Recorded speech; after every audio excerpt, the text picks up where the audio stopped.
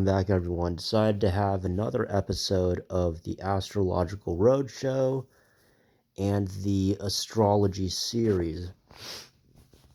So today we're going to be talking about archetypes and the analogy of archetypes to the planets and the fixed stars, with the signs being aspects of archetypes. So the signs are aspects, they're characteristics. And these characteristics are more or less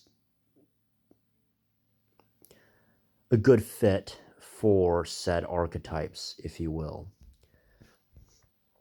So Cancer represents the home.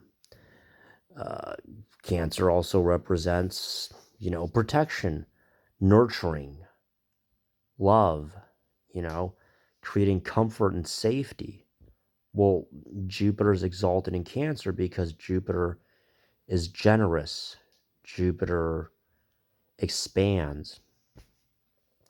And Jupiter also protects against Saturn, because how else can you learn from your mistakes and improve if you can't be forgiven?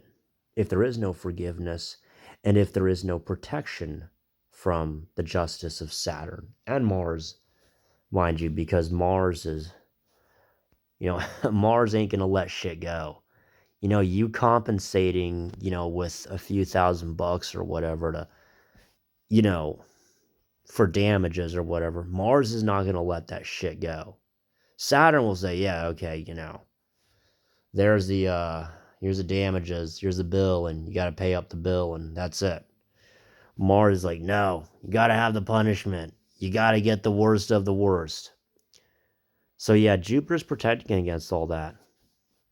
So it would make sense that Jupiter's exalted in Cancer. Also, let's take, for instance, the Sun in Leo.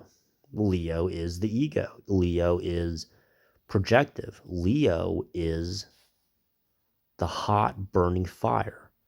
So it makes sense that the Sun rules Leo. Now, the Sun is all about the self. So the Sun is in fallen Libra. And take the Sun in Virgo. Well, the Sun in Virgo is, that's the archetype of the self, the I am. Virgo is meticulous, detail oriented, behind the scenes, so on and so forth.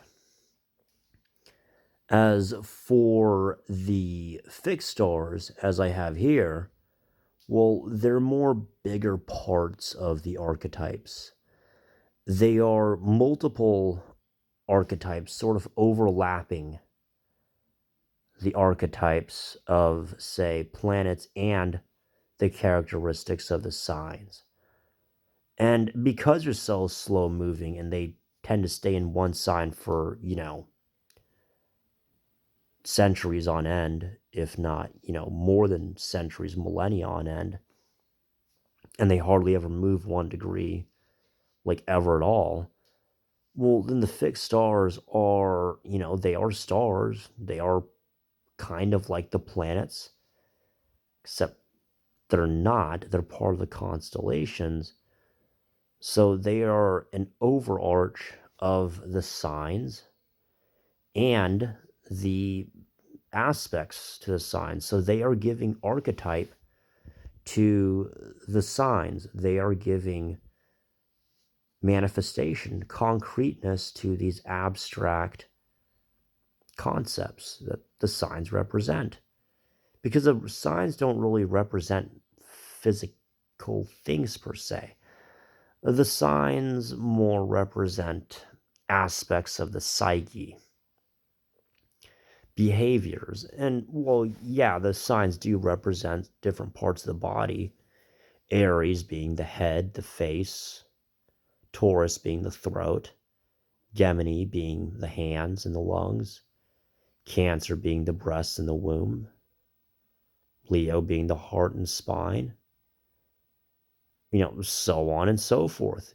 Scorpio, the genitals, Sagittarius, the hips and thighs, Pisces, the feet, and, Capricorn, the skeleton, so on and so forth. Well, the fixed stars, they give more definition to that. And because the fixed stars are so slow moving, they sort of do an overarch of the signs and the planets associated with them, particularly the planets that are in domicile or exaltation in said signs. Well, there you go. I mean, that's what you need to know for this one. I hope this was informative, and all the best wishes to you.